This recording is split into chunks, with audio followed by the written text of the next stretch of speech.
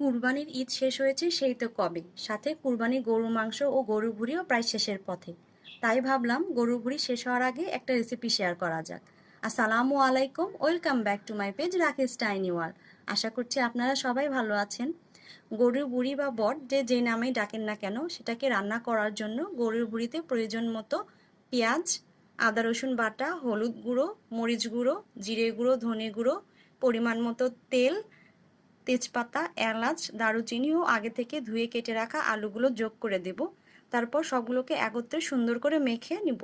তারপর এতে পরিমাণ মতো পানি যোগ করে দেব।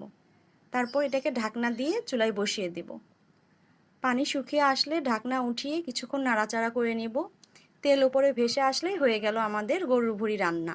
আপনি চাইলে এই পর্যায়ে এটাকে চুলা থেকে নামিয়ে রাখতে পারেন। আর আপনি যদি চান যে আপনি আরও ভাজা ভাজা খাবেন, তাহলে সেটাও করতে পারেন। তবে আমি এই পর্যায়ে নামিয়ে রাখবো।